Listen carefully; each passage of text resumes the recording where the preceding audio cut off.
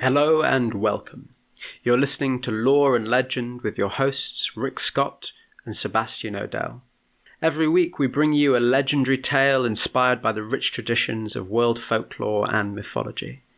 This series of Lore and Legend is called Strange Britannia, exploring dark and lesser-known tales of the British overworld and its hidden beings. In our last episode, Thomas the Rhymer found himself captured after kissing a beautiful stranger under the Eildon tree. In this episode, he relates the terrible history of a man who disturbs the midnight revels of Britain's hidden folk. This is the curse of Pantannas. She rode upon her milk-white steed, and I held her waist behind. And I saw neither sun nor moon, but the roaring sea was nigh. "You think you know this land of Britain, Thomas," said the Queen, "but I say you do not. For it is far older and more ancient than conceived in the legends of men." And as they rode, she pointed out to Thomas the hollow mouths of caves in the mountains, from inside of which came the sound of a deep and mournful music. And she told Thomas the dreadful tales of mortal men who heard this music and could not resist.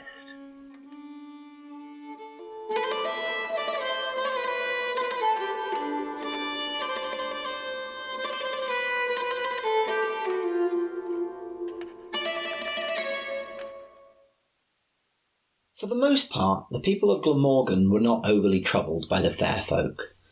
They were wary, certainly, for such creatures are known to play tricks on good Christian folk. The people kept well clear of the rings where the fair folk danced, where their music could be heard playing at night, for any mortal who ventures within a fairy ring immediately becomes vulnerable to otherworldly charms. Tales were told of those who had the misfortune to step within a fairy ring and be caught up in those dances. The music was wonderful, and the newcomer would share in the mirth and the laughter of the fairies, spinning round and round the ring in a perfect circle, enthralled by the music, but unable to escape unless rescued from outside. But the sound of that music, when it echoed from the hillsides of Glamorgan at night, was utterly enchanting, and even the most lonesome shepherd could not fail to be filled with joy when he heard that sound. And having fairies around could be good fortune. If you did a good turn by them, they might do one by you. So the people accepted the presence of the fair folk. These were people who needed some hope for good fortune now and then. The farmer of Pantannas, on the other hand, was nothing short of enraged by the other folk and the rings upon which they danced. The music would keep him awake at night when he wanted sleep. And more than anything, those rings grew on his land, in his fields where his crops should be growing. People told him not to mess with things he didn't understand, but this would only make the farmer angrier, and he would shake his fist and swear to have his lands rid of the fairies once and for all. And then one morning in spring, the farmer was out ploughing his fields and sowing them with corn. And he came by one of the fairy rings, and the angry impulse seized him again, and without much further thought, he ran his plough straight across the ring, chewing up the ring and driving tilled earth across what remained of it. He waited a moment. Nothing happened. No terrifying consequences befell him. So he continued to plough. He ploughed up all of the earth of that place until there was no trace of a fairy ring left at all, but a patch of earth that looked the same as the rest. And then he went on to the other rings, which he'd been steering away from until now, and he treated them to the same fate. When the farmer of Pantannas returned home that night, all his fields were finally as they should be, all ready to grow his corn. He was greatly pleased with himself. The next day he was walking back to his house on the road that ran alongside his land, when he was stopped by a tiny man in a red coat. The man looked up at him with unquenchable fury burning in his eyes. He unsheathed the small sword and pointed it up at the farmer. Vengeance cometh. And then the man vanished. The farmer was unsettled, but nothing more happened, not that day or the next. It seemed that this man had come to do nothing but bear an empty threat, and any nerves the farmer had about the incident wore off. As spring turned to summer and his crops began to grow, he quite forgot about the strange meeting on the road. And summer wore on. His fields were filled with wheat. His sleep was no longer disturbed, no strange folk were seen dancing on his land, and he thought happily of the extra money he would earn from that little bit of spare wheat, and all the things he might buy with it. As summer turned to autumn, however, there was something strange in the air. The farmer began to come home earlier in the evenings, for he was uneasy being outside in the darkness, even in his own fields. More than once, he felt as though the ground beneath him was shaking. He would begin to edge away, but then everything would be still, and he would wonder if he had imagined it. And then one night, when he lay in bed, the ground shook as though a mighty earthquake had taken it. He was not uncertain of this, as it had woken himself and his wife, who now cowered in fear at the edge of the bed. A disturbing noise rose in accompaniment. A humming sound, though without melody, just a horrible, ominous reverberation, shaking the air even as the rumbling shook the earth. The noise grew until it became deafening, and then it began to die down, and as it did, the ground fell still once more. But in the resting air, a loud voice said, Vengeance cometh. The farmer climbed out of bed and ran to his window to look outside. There was no one there, but where glorious fields of corn had stood that evening, there were now only ashes, the length and breadth of each field. The fairies had burned the harvest. He ran outside in anguish and knelt down beside the dying embers. Once again, the man in the red coat appeared and stalked towards him. Vengeance cometh, he said again. It but beginneth. No, no, please, the farmer cried and cried. Please have mercy on a foolish old farmer and his innocent wife. The man looked at him. What has been done cannot be undone.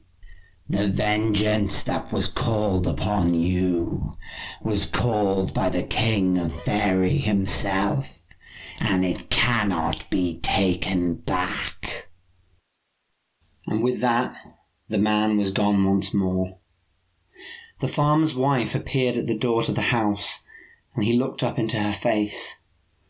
He couldn't stand to see her like that, filled with pain, confusion, and fear. He couldn't stand to know that it was all his fault. And so, the air still thick with smoke and the stench of scorched earth, the farmer fought his way down the hill, through the fumes that clawed at his eyes, to the spot where the nearest fairy ring used to stand. He cried out, "Have it back! I don't care! Just please, no more punishment!" Nothing happened. So he started to kick aside the embers until a clear path of earth was made. He went round, kicking more and more aside until he made the shape of a ring once more. He went to the other spots where the fairy rings had stood, and he cleared them too. Then he went back to the house, and as his wife looked on in bewilderment, the farmer fetched bowls of milk, and he placed one into the centre of each circle. Nothing happened.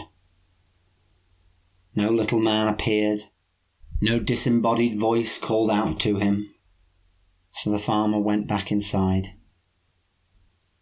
But the next day, as he was once more on the road beside his fields now filled with ash, The man in the red coat appeared once more. The curse of Pantannas cannot be recalled, he said. But since you have recanted your trespass and proven yourself willing to help us, the king has agreed that the curse shall not fall upon you.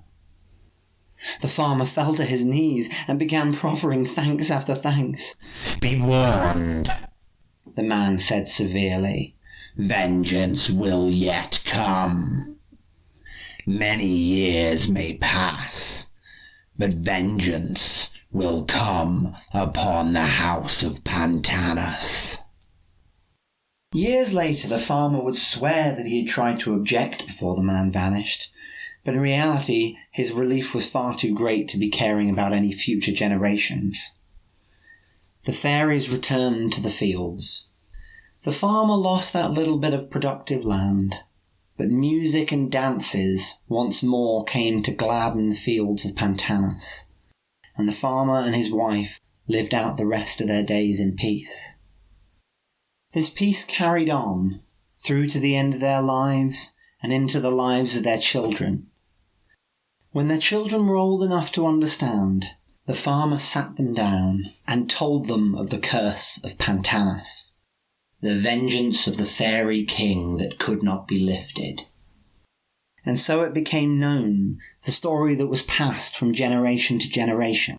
But as the years wore on, it was talked about with less gravity, with less fear and foreboding. Eventually, it became little more than an old wives' tale. No one seriously expected anything to come of it. And then 100 years had passed.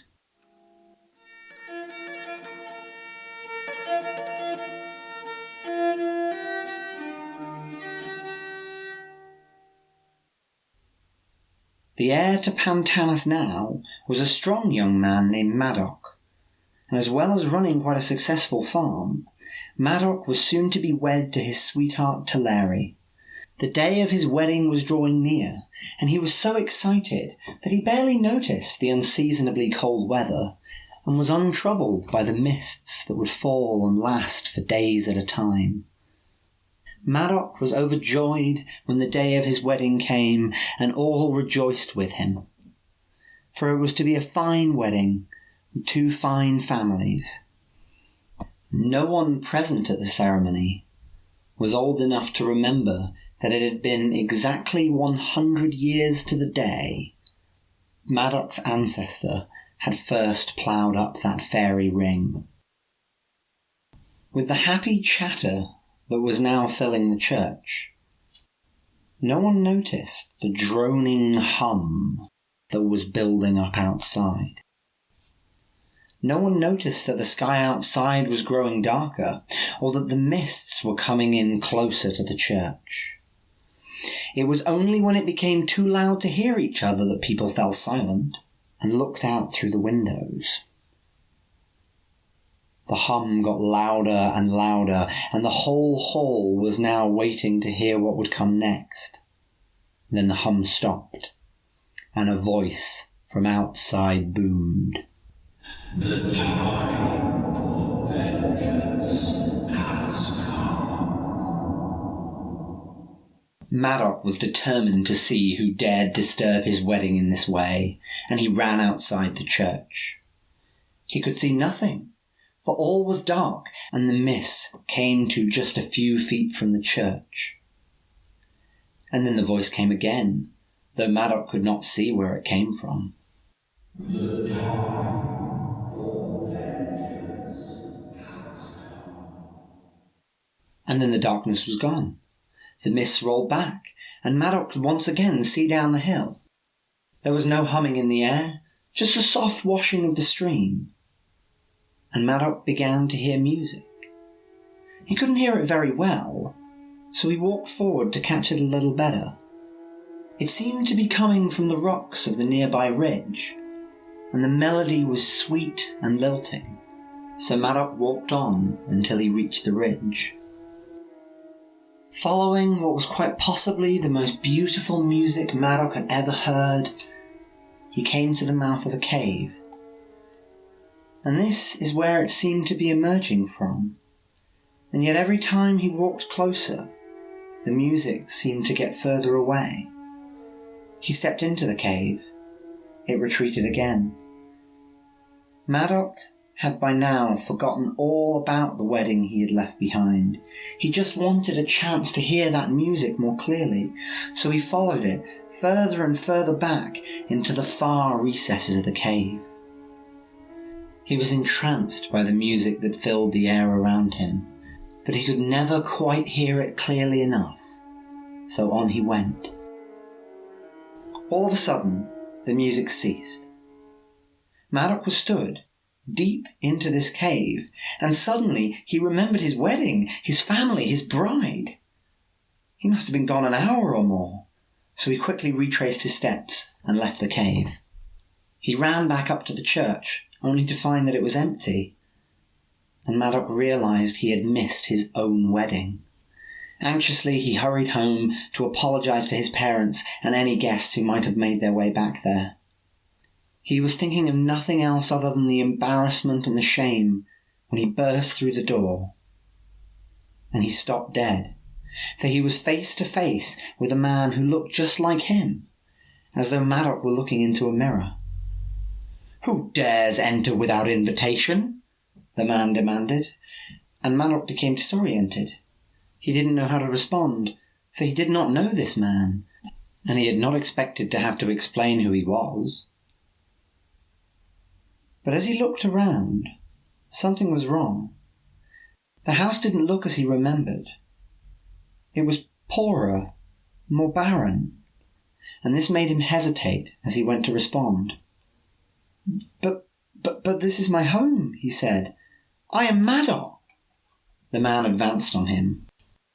"I don't know who you are," he said, "but the name you claim is not welcome here.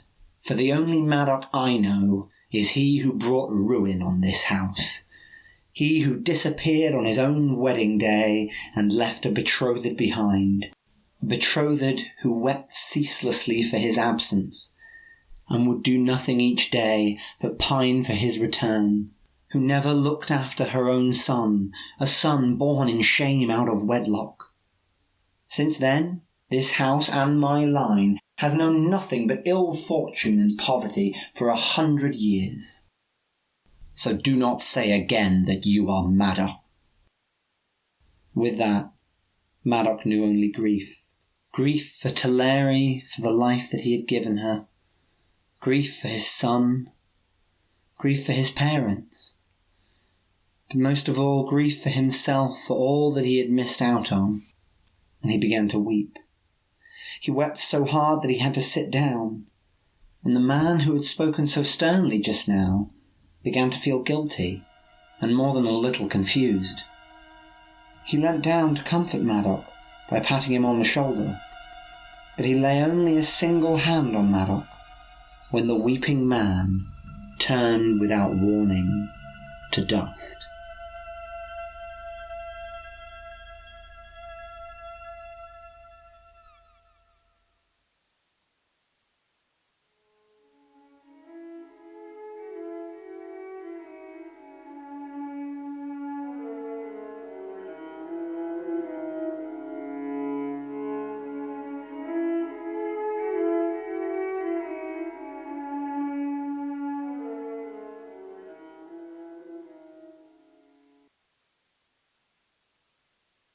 And 7 years they went and passed, and eye on earth was never seen. And I was told to never speak these things that I had seen.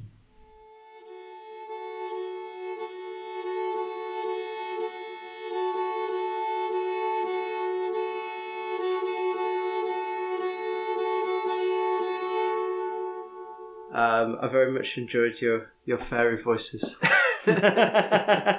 Why did you choose that tale? The scene at the church, I think, because there's a lot of stories that have a sort of this thing happens and then this person responds to it in this way, and there are moments of peril But the supernatural elements that come into it seem to sort of just kind of be accepted. Yes, there are strange other folk who lead you off into the hidden worlds beneath the hill or whatever it is. I've adapted the scene at the church to really emphasize these bits, but it's this kind of thing where the darkness suddenly comes down.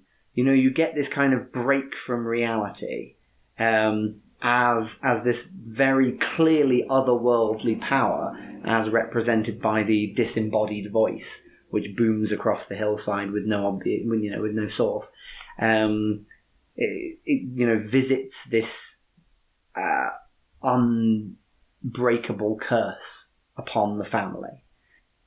I think that appeals to my imagination a bit more. That kind of sinister, powerful forces at work, as opposed to the sort of slightly diabolical machinations of nefarious individuals. So I think that was one of the reasons I chose that story. In the original story,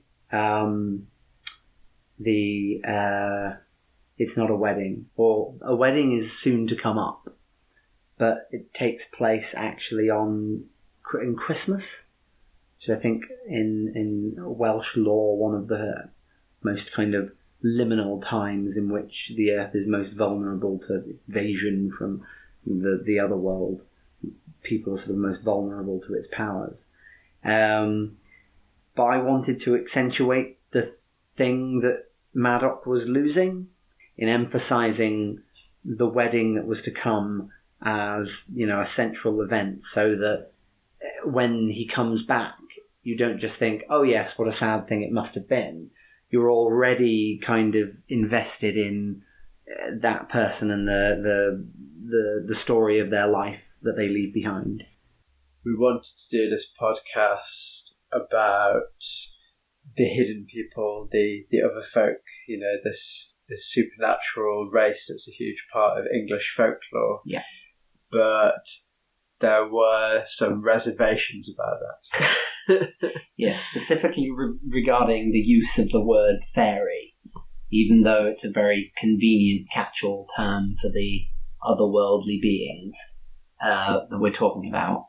There is a sort of fairly common misconception about what fairies are supposed to look like. They call it the Tinkerbell problem. Yeah, so I actually wanted to talk about Tinkerbell because I was reading up about specifically to look into this, and Tinkerbell is so called because in the J.M. Barrie, Tinkerbell is actually a tinker. Like, literally fixes pots and pans. Right. In much the same way you might imagine like a brownie would. And, has the sort of big swings of temper from helpful and proffering advice and guidance to, being in a massive hut, which fits with the sort of brownie hobgoblin mould of Scottish folklore. But already in the J.M. Barrie you can see like a certain amount of the softening of fairies, but it's not quite the pretty little effete pixie creature that we sort of commonly think of today, specifically when we think of Tinkerbell. Wings and glitter. Yes. The name fairy in folklore covers actually a huge range of different supernatural creatures, which often don't actually have a fixed identity. In many ways, some of these words are interchangeable. Sometimes if you get several versions of a story, you can see the words that are actually being used, whether somebody's a sorceress or a witch, or being fairies or imps, or elves, or that kind of thing can change from telling to telling. Yeah. So there's a kind of like almost sort of indeterminate shape-shifting quality to all these creatures, and what are they actually, and what do they look like, which kind of leaves a really fertile space for the imagination, which makes it a shame, really, that there's such a dominant view of fairies as these very kind of cutesy kind of thing. Yeah. Because actually the whole point of fairies and fae is that they're actually quite potentially threatening and dark, you know. Well, we cover a few of the quite dark and terrifying fairy creatures in the podcast. But there's one that I was looking up, red cats, who are so called because they dip their cats in the blood of their human victims. And that's why they walk around with red hats on. Banshees. Banshees are a species of fairy creature. Then there's Black Anis, is a famous fairy from the Midlands, and essentially matches the description of a witch who eats children, much like the witch in Hansel and Gretel. But I think people nowadays would not think of something like that as a fairy. Mm. You know, a fairy for a lot of people is quite a specific sort of creature, and as you said, fairy is in stories quite a wide-ranging concept, and it's, as I understand the etymology, it's because the word fairy merely meant enchanted.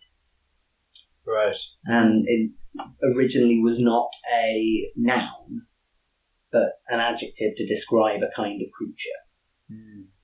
Yeah, that's interesting. There are characters in these stories who are a witch or a sorceress. Mm. We would probably commonly draw a line between a human who deals with that world and a creature that is of that world, and that line is actually not very clear in a lot of these stories. Well, there's particularly in the fairly commonly known Tamlin, through the Fairport Convention and Steel Ice Found songs. Tamlin is described as an elfin grey, and when as the story goes on, you get the backstory of Tamlin, which is that he was an earthly knight who was kidnapped essentially and held prisoner by the fairies. But at no point in the story does he sort of disown the fairy identity.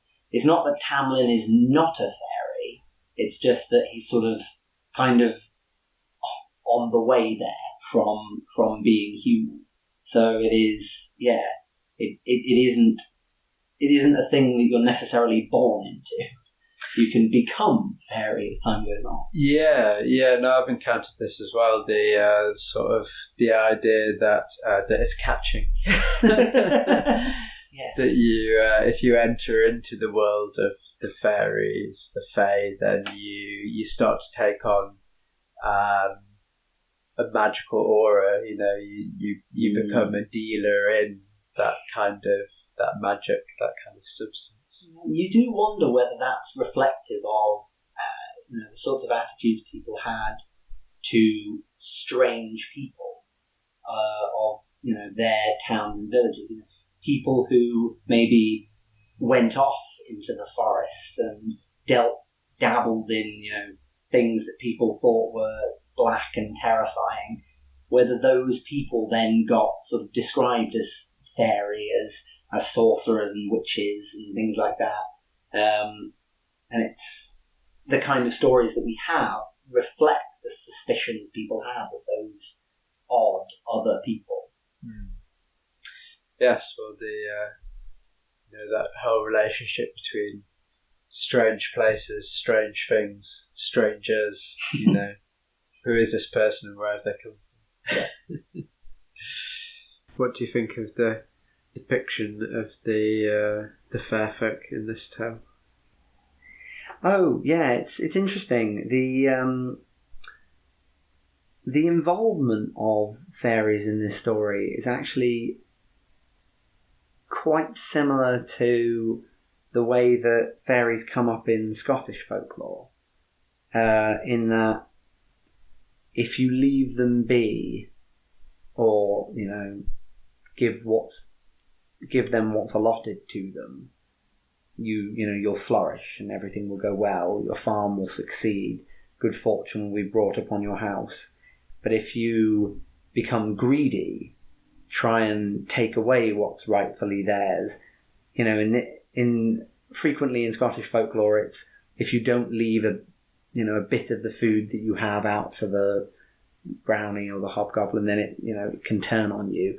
In this one, the farmer wants those small corners of his land to be growing his crops and won't leave the requisite amount for the fairies to dance on, but they turn on him.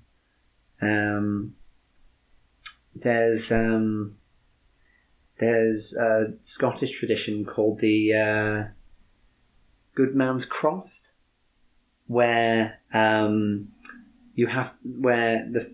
people of the village leave a small patch of land that they don't grow anything on, because that's considered to be good luck, because you're leaving it for the devil, as it were, and then the devil won't come and curse your lands. And it's got a similar kind of feel. You leave this land for the fairies, and they don't come and mess up your land.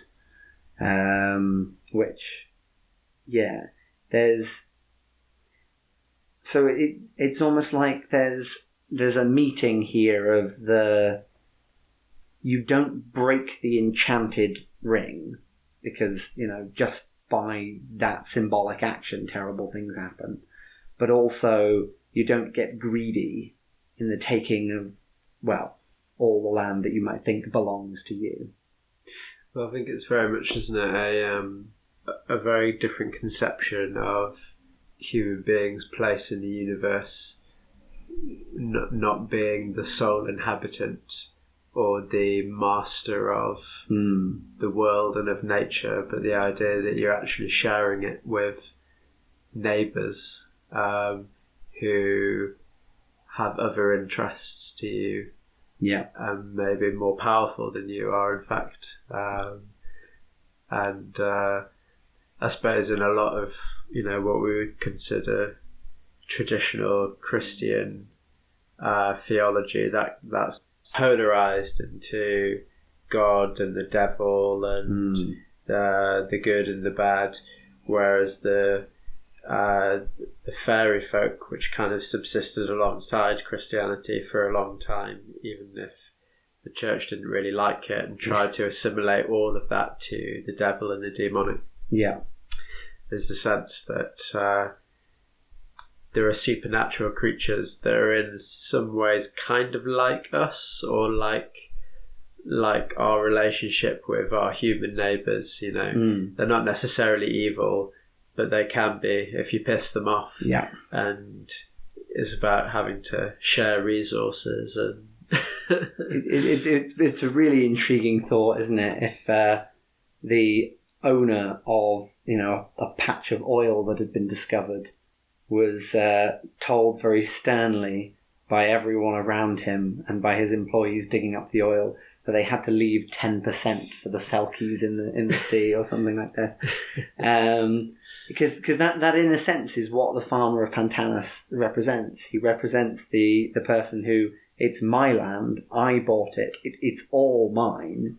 I am the, as you say, the sole master, the sole arbiter of what happens to the things that are on my land.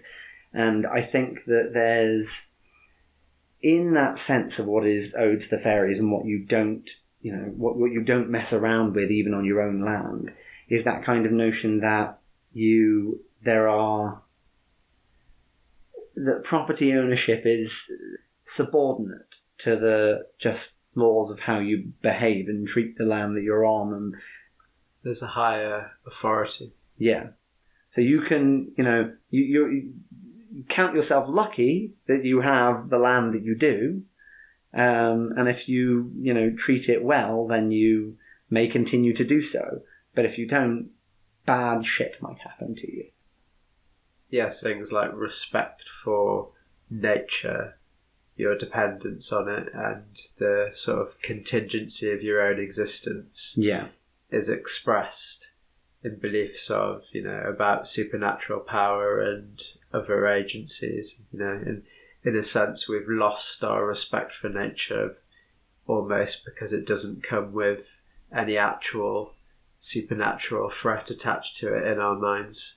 Simply consuming all of nature without respecting it does have a price, and it does have a cost, a very real one. Especially in our present day, we don't have anything more immediately to fear, and that's probably a problem. I suspect that one of the things with that is just that, in order to, the people who possess the resources are not necessarily the people who live in that place.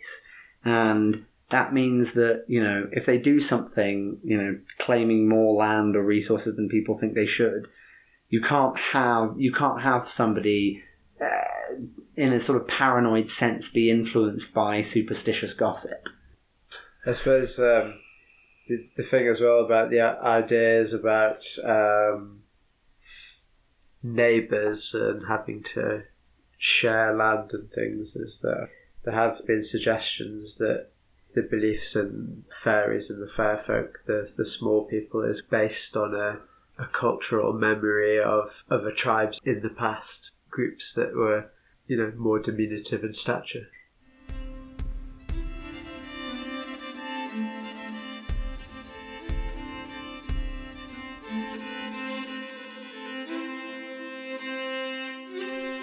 Next week, child Roland to the dark tower came. Thomas learns a tale which may lie behind the cryptic lines spoken by the outlaw Prince Edgar in his disguise as Old Tom in Shakespeare's King Lear. You've been listening to Lore and Legend, Episode 2, The Curse of Pantannas. Our story today was interpreted and performed by Sebastian Odell. Music in this episode was performed by Robert Bentel and Ellie Burton. Additional music and sound effects were sourced from freesound.org and freemusicarchive.org. You can find a full list of audio credits on our website. For news about upcoming episodes and more info about our stories and their sources in world folklore, find us at www.loreandlegend.co.uk or follow us on Facebook and Twitter @of Lore and Legend. If you like what you're hearing and you want to hear more, there are a number of ways that you can support us here at Lore and Legend. We're committed to keeping the episodes in the series free of adverts. Please consider supporting the podcast through our creators page on Patreon. You can find that at www.patreon.com/lore-and-legend. Financial support enables us to keep on telling our stories and will empower us to develop more creative content for you, our listeners, in the future. If you can't afford to support us regularly but want to drop a few coins in the hat, you can do so using our PayPal link at paypal.me/lore-and-legend. And you can find all of those links on our website.